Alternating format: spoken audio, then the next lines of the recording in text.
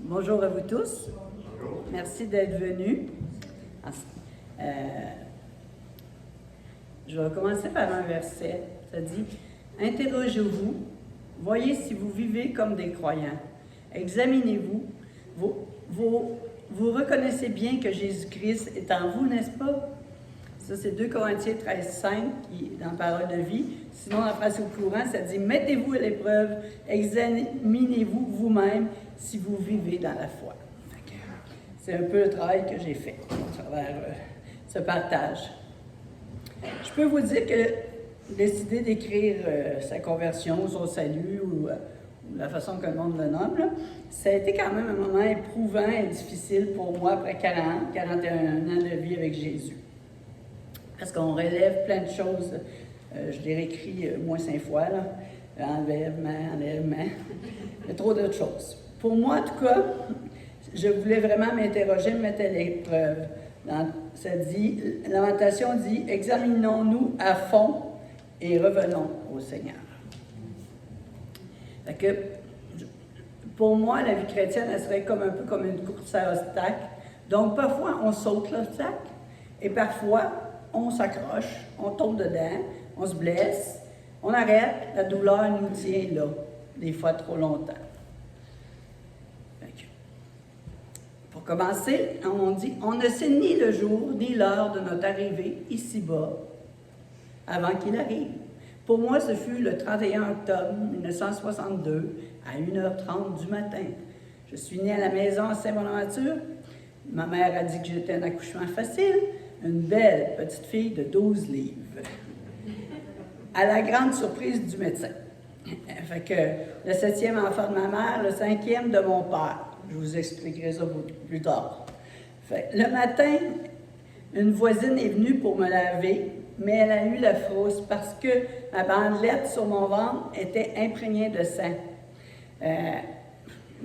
J'ai checké pour le fun parce que j'en ai checké, mais si vous allez sur Amazon, ça s'appelle les ceintures de soutien. Ou Walmart les vend comme des bandeaux de cordon. Ça existe toujours de nos jours. Pour les accouchements à la maison, mais je n'avais jamais checké que ça existait et c'était quoi cette serviette-là. Mais pour moi, fait qu'ils ont appelé le médecin, il est revenu, il a nettoyé, il m'a rattaché le nombril, puis j'étais en train de me vider de mon sang, dans le fond. Fait que, ceci dit, mon premier jour aurait pu être mon dernier. J'ai failli y passer. Mais je crois que le Seigneur avait... Parce que moi, je crois à la prédestination. Il avait déjà prédestiné un ange à me garder en vie, il a eu de la job. Fait que pour moi, naître, c'est seulement mourir, commencer à mourir un petit peu. Cette pensée-là, c'est un poète qui l'a écrit en 1800. Fait que j'aime quand même ça. Bon, fait que je vais commencer avec le topo de ma vie. Un topo, vous savez c'est quoi? C'est un thème récurrent, c'est une œuvre ou un objet original. Fait que je vais faire l'objet original de ma vie. Si je suis née, c'est que j'avais été conçue.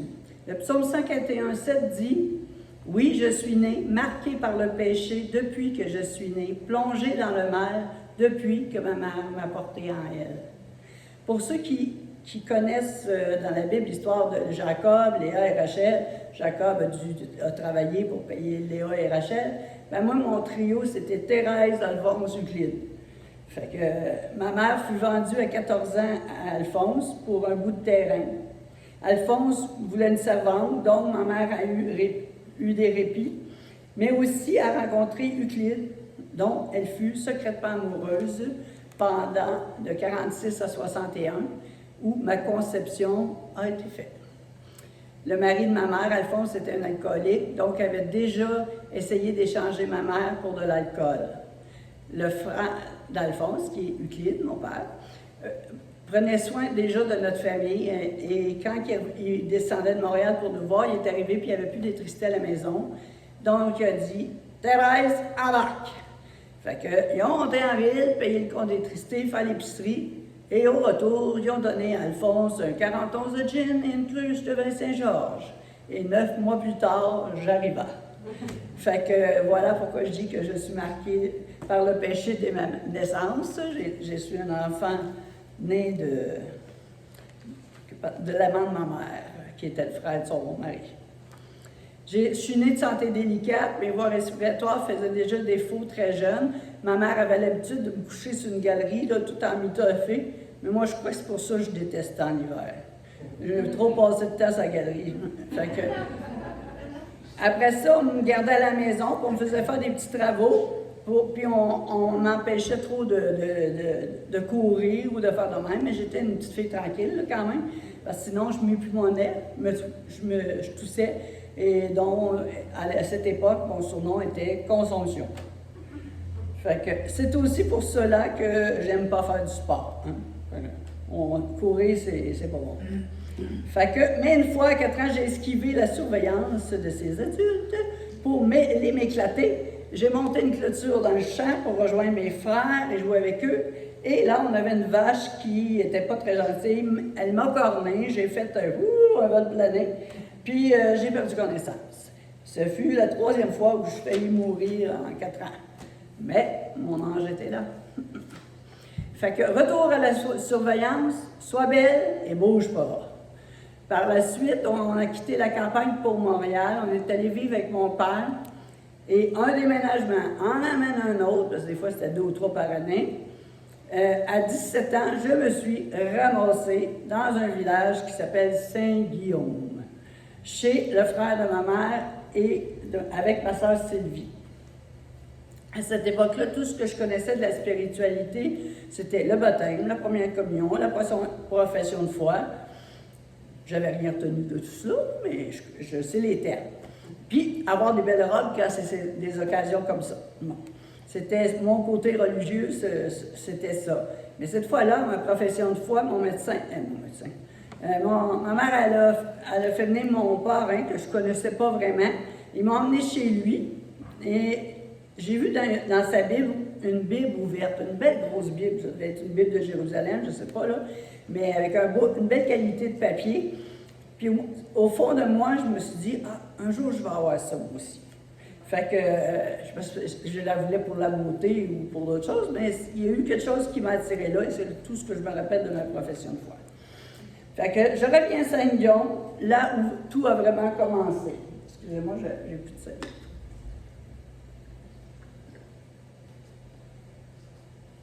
J'avais 17 ans, même si je croyais en avoir plus de 20. Je travaillais déjà depuis l'âge de 14 ans. Les 2 dernières années ont été difficiles à cause des choix et des critères familiaux féminins. Pour devenir une femme, il faut faire des expériences, me disait-on, car vaut mieux essayer la marchandise que de se tromper. Fait que j'ai suivi un peu la tendance de ma famille. Fait que pour les jeunes filles qui m'écoutent, je peux vous dire que c'est pas vrai. C'est même plutôt très douloureux, blessant, de perdre ta pureté pour une expérience. Cela laisse des traces en nous. La Bible dit dans Ecclésiaste 1,18, « Une grande expérience entraîne une grande tristesse. Augmenter sa connaissance, c'est augmenter sa souffrance. » Fait que, mais Dieu, à ce moment-là, je ne le connaissais pas, je ne le cherchais pas, c'était pas dans mes plans, pas en tout ça. Fait que, Romains 20 dit, « Ceux qui ne me cherchent pas, ceux-là, je vais les trouver, et je me suis montré à ceux qui me demandaient rien. » Donc, moi, je ne demandais rien, parce que je ne savais presque pas que Dieu existait. Fait que là, où ma vie a commencé à changer, c'est à Saint-Guillaume, comme j'ai dit, un petit village, je veux dire, une épicerie, un resto, un bar, une rue principale, où on peut se promener. Fait que moi et ma soeur, on s'est promenés et on a croisé la vue d'une belle grande fille au village, elle s'appelait Christine. C'était la sœur à Stéphane, que je ne savais pas à l'époque, là. Elle nous a invités, moi et ma soeur Sylvie, à une rencontre chrétienne. Bon, pour moi, ça venait carrément de vouloir rien dire, tu sais, une rencontre chrétienne. Bon, OK. Mais, donc, j'ai dit oui, mais elle a envoyé le minibus chez nous chercher. J'ai ouvert la porte, j'ai mis ma soeur à sa galerie, j'ai refermé la porte, j'ai dit « Tu y vas! » Fait que, parce que dans mon cas, je me disais, moi, je suis déjà impure, je suis déjà scraper une partie de ma vie, tu sais, mais elle est toute jeune, peut-être qu'elle va apprendre des belles choses là-bas, tu sais. À son retour, j'ai voulu la questionner. Je ne sais pas pourquoi, elle était un peu fâchée après moi. Et je comprends pas. Fait que, donc, mais j'ai fini par tirer d'elle ces quelques mots. Le guitariste est mignon. Elle savait qu'elle faisait résonner une corde sensible dans mon caisse. Ce ne suffit pas long que je croise dans la semaine le chantre du village au seul resto que les jeunes allaient. Notre premier échange ne serait pas classé de cordial, car à cette époque, je parlais le québécois pur laine. Fait que, et Stéphane était plus posé. Bon, j'étais même loin de me douter que ce jeune homme, et j'insiste par le mot jeune, serait mon époux. Parce que moi, pour moi, il avait mon âge, mais c'était comme un enfant d'école. Bon, mais cela dure depuis 40 ans. C'est quand même bien. Hein? Fait que, en janvier 1980, on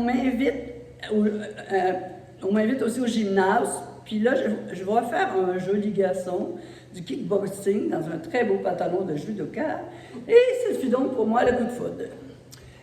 Mais en général, à l'époque, je savais qu'aucun homme me résistait jusque-là. Et je me suis mis à le traquer partout.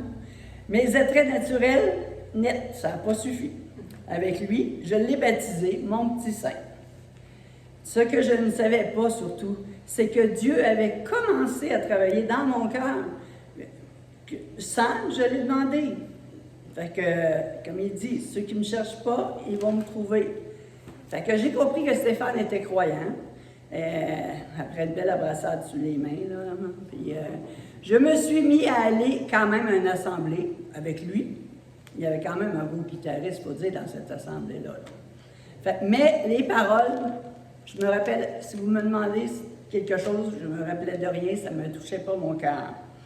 Fait que, le Corinthiens 4:3, il dit « Pourtant, notre bonne nouvelle reste cachée pour certains, pour ceux qui perdent leur vie, qui ne croient pas. » Je ne croyais pas à l'époque. Le Dieu de ce monde, lui, a rendu leur intelligence aveugle. Alors, ils ne voient pas briller la lumière qui est dans la bonne nouvelle. Et c'est la lumière de la gloire de Jésus-Christ, lui qui est l'image de Dieu. Et c'était mon cas à l'époque. Mais avec du recul, je vois que Dieu quand même me transformait, même si j'en étais pas consciente. Et au moment opportun, il ouvrira mes yeux. Car mes valeurs changeaient. Dans ma famille, la spiritualité consistait à invoquer les esprits, lire nos horoscopes, nous faire le tarot, se faire lire dans les cartes ou le thé, et sûrement autre chose. Ce que Dieu interdit à ses enfants. C'est ce que Stéphane m'a expliqué. Il dit, il ne faut pas toucher à cela. C'est satanique. C'est ce qu'il m'avait expliqué. Bon. Et je l'ai cru, donc je l'ai dit à ma famille, pour moi, je ne touche plus à ça. C'est fini. Bon. Il est arrivé des anecdotes pour ça, mais je vais les sauter. En avril 1981, Stéphane, un beau matin, arriva chez moi avec son pack-sac pour rester avec moi. Et c'est comme cela qu'on a commencé notre vie de couple. Ça fait comme naturellement, sans que personne ne se demande rien. On ne s'est pas demandé, on veut-tu vivre ensemble? Il est arrivé et il a toujours resté par la suite. C'était comme ça. On vivait dans la maison où je suis née, le toit coulait, il n'y avait pas l'eau courante, mais beaucoup d'amour entre nous, ce qui donna lieu à la conception de notre premier enfant, Stéphanie. Fait que, la maison avait besoin de restauration, mais nos vies aussi, car moi je ne m'éloignais pas, mais Stéphane s'éloignait de Dieu, même si on n'en était pas conscient. Donc, on a choisi de partir. Première étape, Montréal. On a déménagé. 3 semaines après, mon mari m'a dit c'était pas mon mari encore. Stéphane m'a dit, je m'en vais, la pollution me réveille le matin. Il est parti trouver un travail à contre-cœur. Là, j'ai déménagé à contre-cœur. 2 mois après, on était dans cette situation. On se sentait pas bien ni l'un ni l'autre. Et on a décidé de se trouver un logement à Drummondville sur le boulevard Mercure, pas loin de chez la jumelle à Stéphane. Fait que, petit logement, préparation pour le bébé. Novembre 1980, on toque à ma porte, tu sais, toc, toc, toc, quelqu'un voudrait rentrer. C'était le frère Stéphane Vital. Je ne le connaissais pas, de vision, mais je savais qu'il habitait à cette île et tout ça, j'avais souvent entendu parler de lui. Vital était venu dans un but, lui, très précis. Son mandat, nous dire qu'on vivait dans le péché, l'immoralité, parce qu'on n'était pas mariés et que ça donnait de mauvais témoignages dans la famille. Moi, aussitôt, l'offensif. Wow! Je lui réponds que je n'ai pas besoin d'un bout de père-pied pour être la femme de son frère. On est mariés de cœur, c'est tout. Enfin, ça n'a pas passé. Bon, il y a eu une réaction de la part de Vital. Il m'a demandé si j'avais déjà demandé à Jésus de venir habiter en moi. Je ne croyais pas, là, vraiment. Là. Finalement, il a ouvert sa Bible. Il m'a exposé le plan du salut avec la Bible, comme ça se faisait dans ces années-là, 80. Je crois que c'est là que Dieu a enlevé le voile de mes yeux pour que je comprenne son plan. Et pour ceux qui ont l'honneur de connaître Vital, on sait que ses explications sont précises et qu'il s'appuie sur sa Bible. Donc, j'ai prié, donné ma vie à Jésus ce jour-là, au mois de novembre, là, 42 ans. Je crois que mon bébé en fut aussi béni et a reçu une onction pour sa vie. Ça dit, crois Seigneur Jésus, tu seras sauvé, toi et ta famille. Ma famille était petite, là, elle était encore toute petite, mais ma fille Stéphanie a toujours eu un amour pour son Dieu, comme aujourd'hui encore, vraiment spécial. Fait que je crois qu'elle a reçu en même temps que moi une onction. Pour moi, c'est devenu le plan de ma vie. Ma famille a changé la roue. Je voulais changer la roue, ce qui était depuis toujours répété, là, les fautes dans ma famille. Fait que je voulais que ça marche. Je voulais que ma famille pour Jésus.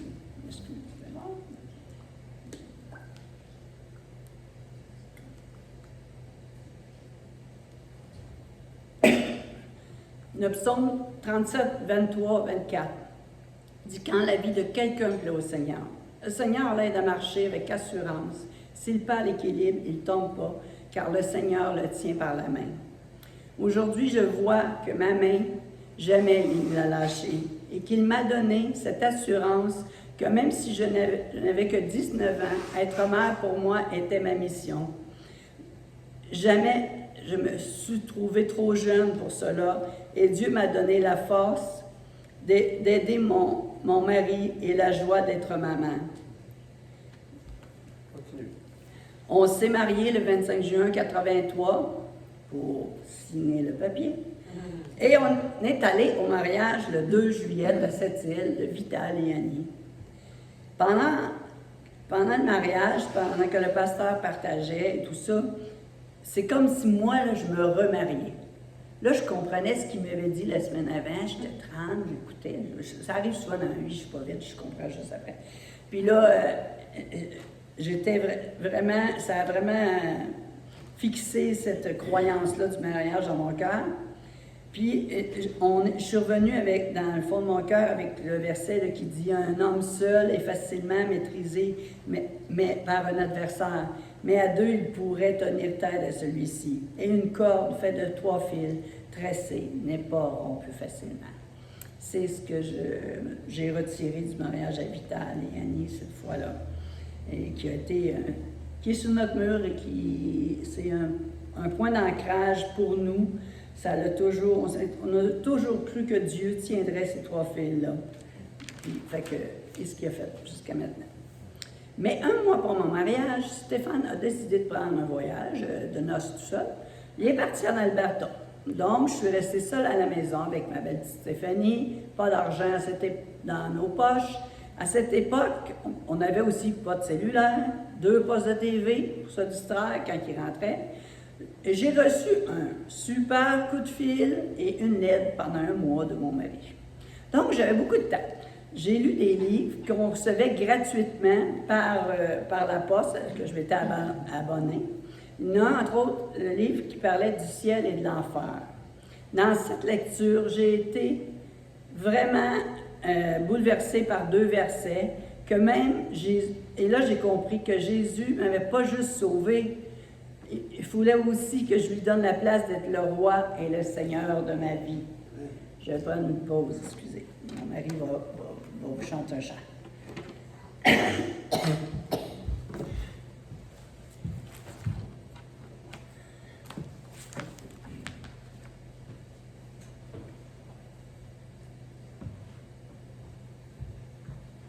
Tout à l'heure, dans son partage, elle a dit, c'est bon.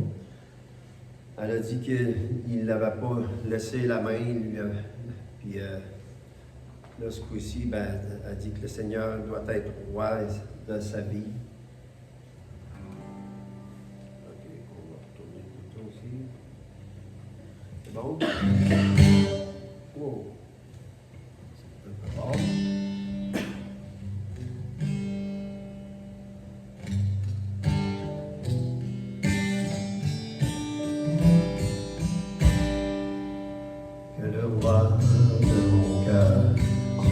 Montagne où je cours, la fontaine où je bois, oh tu es mon chant. Que le roi de mon cœur soit là, cache la rançon pour ma vie, oh il est mon chant. Tu es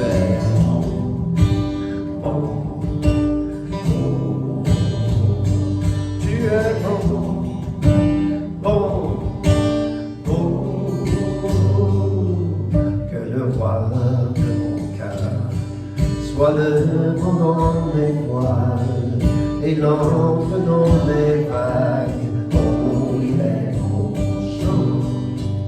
Que le roi de mon cœur soit le feu dans mes veines et l'écho de mes jours, oh il est mon chant.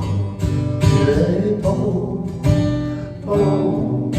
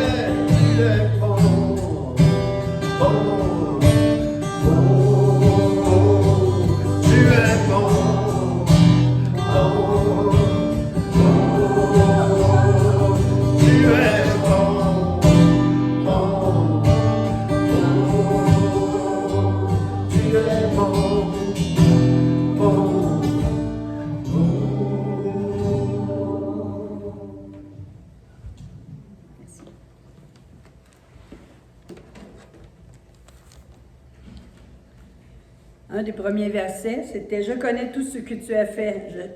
Tu n'es ni froid ni brûlant. Si seulement tu pouvais être froid ou brûlant. Mais comme tu es tiède, je vais te vomir de ma bouche. » Être vomi par Dieu m'a donné froid dans le dos. Et je me suis dit, je veux être brûlant. J'aime la chaleur. Un peu plus loin, je fus attiré par 2 Timothée 2,22 qui dit « Fuis les désirs mauvais de la jeunesse. Cherche la justice, la foi, l'amour, la paix avec ceux qui invoquent le Seigneur d'un cœur pur. » Dans ce verset, il y a 3 mots-clés pour moi. Fuis, cherche avec. La réponse de mon cœur fut « On ne fait rien de cela. » Donc, au retour de Stéphane, je lui ai dit « Bon, un ultimatum. On lit et on la suit pour être chaud. Ou on la jette puis on est froid. Fait qu'il faut la faire un choix. On garde la Bible ou on s'en débarrasse. Mais on ne fait pas semblant de l'avoir. Bon, on a décidé de garder nos Bibles. Bon, c'était une bonne décision. Mais une bonne route nous attendait. Et, fait que Dieu dit à Jacob dans Genèse 28, 15, « Moi je suis avec toi, je te protégerai partout où tu iras, je te ferai revenir dans le pays. Non, je ne t'abandonnerai jamais, et je ferai tout ce que j'ai promis. » Fait que la promesse de Dieu, c'est de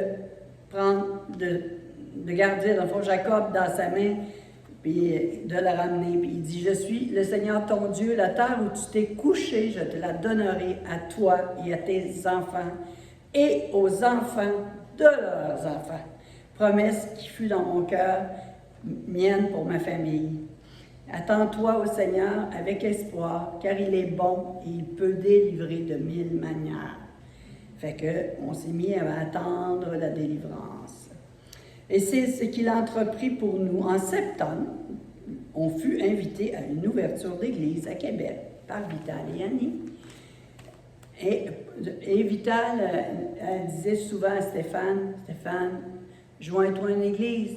Un chrétien est seul, ça tombe. » Il avait donné aussi un exemple d'une poignée de cure-dents. Quand tu prends une poignée de cure-dents, essaie de la casser. Tu n'es pas capable, prends-en un tout seul, tout, casse-les.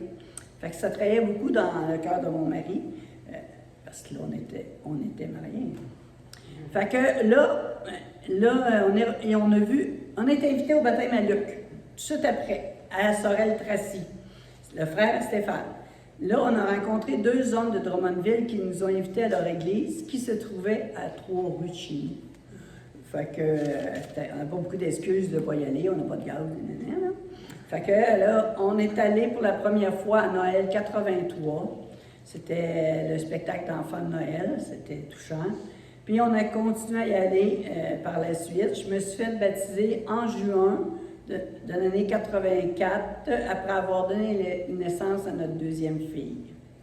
Et Dieu m'a fait un clin d'œil, parce que ce jour-là, je me suis fait baptiser avec un jeune homme d'Actonville, que je ne savais pas c'était qui au début, mais c'était Yves, un homme, jeune homme, c'était un homme, là, il mesurait ses 4, qui avait été mon gardien au secondaire. C'est lui qui me protégeait d'être agressé. Fait que, je marchais, il me suivait tout le temps. C'était mon Goliath, là, mais un bon Goliath. Là. Fait que, on s'était jamais revus depuis qu'on avait quitté l'école. Fait que c'était un clin d'œil, je crois, de Dieu. Je me suis fait baptiser en même temps que lui. Josué 24, 15 dit, « Et si vous ne trouvez pas bon, l'autre verset, c'est de... voilà, non, je suis en train de me mêler. Ouais, c'est ça. Après mon baptême et tout ça, je me suis mis en tête que j'aurais un 3e enfant, mais que je vais le demander à Dieu cette fois-ci, parce que ce que je veux, c'est un garçon. Fait que, en m'inspirant du récit de Anne, j'ai demandé un garçon. Et ma vie est devenue, parce que ma vie est devenue cette quête-là aussi, de ma famille pour Christ. Et c'est là le 2e verset qu'il a mis dans notre cœur. « Moi et ma maison, nous servirons l'Éternel. » Et toujours accroché cette plaque aussi chez moi. C'est 2 versets cruciaux qui nous suivent. Parce que quand la vie de quelqu'un plaît au Seigneur, le Seigneur l'aide à marcher avec assurance. S'il perd l'équilibre, il ne tombe pas, car le Seigneur le tient par la main. C'est vraiment ce qu'il a fait dans mon errance. Puis on poursuit au verset 25, « J'ai été jeune, maintenant je suis vieille, mais je n'ai jamais vu quelqu'un qui obéit à Dieu rester sans secours. Je n'ai jamais vu ses enfants mendier leur nourriture. Tous les jours, celui qui obéit à Dieu est à pitié et il prête, et ses enfants sont une bénédiction pour lui. Le Seigneur sauve, il les protège, il les sauve parce qu'il s'abrite en lui. » Et j'ai sauté quelque chose à quelque part, là, mais c'est pas grave. Pour finir, j'ai écrit ce matin comme une petite réflexion. Ah ben oui, c'est ça, l'autre. J'ai écrit « Chaque saison de nos vies », puis Stéphane a chanté un chant de début sur les saisons, je trouvais ça bien, de nos vies comportent leur lot d'échecs, mais aussi de belles réussites. C'est ça. Il y a eu de beaux temps dans ma vie. Là, j'ai sauté, je vais vous le dire d'un mois. Il y a eu un temps, une période dans notre vie où on a vraiment été ébranlés dans notre famille. Le lien que je trouvais si fort s'est effrité. Pendant un temps, les enfants et nous, on a été éloignés. J'ai cru au Seigneur, j'ai prié, je lui ai demandé, je lui ai remis mes enfants, j'ai resté avec mon mari ici, et le Seigneur a rétabli graduellement ça. Mais un soir de janvier 2019, il y a eu un cataclysme qui a passé, un drame dans notre maison. Et là, ce que ça a fait pour moi, suite à ça, ça a levé une colère, mais une colère après Dieu, là. Ça, OK, ça paraissait pas nécessairement. Non, mais tu peux pas avoir fait ça. Après avoir attendu 3, 4 ans, de t'avoir prié, de t'avoir demandé, d'avoir cru en tes promesses. À soir, tout va tout croche, ça ne marche pas, là. Fait que pendant les 4 dernières années, j'étais en colère encore après Dieu. Ça ne m'empêchait pas de lire la Bible occasionnellement ou ça, mais je lui parlais plus, je lui écrivais plus des lettres. Parce que, de toute façon, je pense qu'il les lit pas. C'est ça, je me disais à ma tête, tu les lis pas, tu les écoutes pas, je prie, je te demande ça, je te demande de prendre soin des miens, ici, ça, puis regarde, qu'est-ce qui arrive. Cet été, par le passé, j'avais l'habitude d'acheter un livre quand je partais en vacances. Cet été, je reviens de travailler, on partait une semaine pour le Nouveau-Brunswick, et ma grande fille, qui, je crois, a reçu le mandat de prendre soin de mon âme, et m'a donné un livre. Fait que j'ai commencé à le lire. J'ai dit, je reçois un livre, je vais le lire. J'ai resté bloquée sur les premières pages assez longtemps. Ouais, j'étais allée à voir, on a jasé, puis je suis revenue.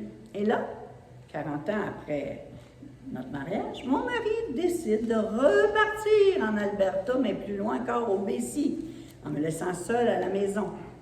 Puis j'ai eu droit aussi à un arrêt de travail en même temps, donc j'ai eu beaucoup de temps chez moi.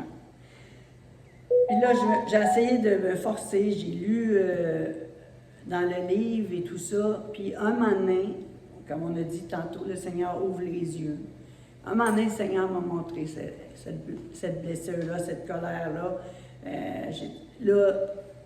Mais là, il y avait le cellulaire qui n'avait pas le 40 ans. Fait qu'en pleine nuit, j'ai fait un FaceTime avec mon mari, puis je lui ai braillé ma vie d'en face. Puis tout ça. Là, j'ai dit, qui c'est ça que j'appelle, bon, de toi? Fait que pour dire des choses de même. Mais, tu sais, je les avais dit à Dieu, mais j'avais besoin de les dire à un être humain vivant. Fait que, mais depuis ce temps-là, j'ai retrouvé la paix qui était dans mon cœur, la joie aussi de m'approcher de Dieu et tout ça. Puis, je veux remercier, et là, ma fille, je veux remercier d'avoir été si patiente avec moi. J'ai mon fils Sam aussi, mais c'est des enfants qui... aujourd'hui, c'est pas moi qui les tiens attachés au Seigneur, c'est eux autres qui me tiennent attachés. C'est la corde, elle s'est étirée. Puis, c'est une bénédiction de voir que la génération qui suit aime Dieu. Puis, on est la troisième aussi. Fait qu'on espère que Dieu va briser la roue de moi. Amen. Amen.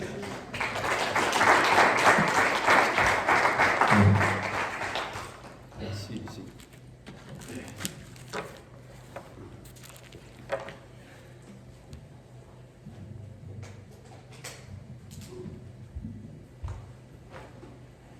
Oui, nos enfants nous encouragent par la bonté de Dieu. Mais c'est Christ qui est dans toute chose. Tout.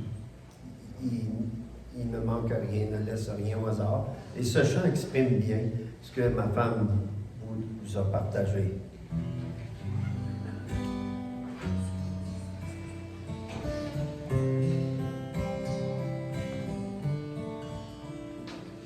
Dans ce désert de lassitude où mes pas m'ont appelé, quelque part où je ne sais, j'ai dû lâcher ta main. Dans ce silence, je veux me taire et retrouver ta voix. Je continuerai à t'adorer car tu m'as aimé le premier. Malgré mes doutes et mes questions, tu restes le même. Je continuerai à te louer, à compter sur ta fidélité. Dans le désert ou l'abondance, tu m'accompagnes. Dans ma détresse, ma solitude, je sais que tu es resté. Ce n'est pas toi qui m'as laissé, je voudrais revenir. Dans ce silence, je veux me taire et retrouver ta gloire. Je continuerai à t'adorer, car tu m'as aimé le premier. Malgré mes doutes et mes questions, tu restes le même. Je continuerai à te louer, à compter sur ta fidélité. Dans le désert ou la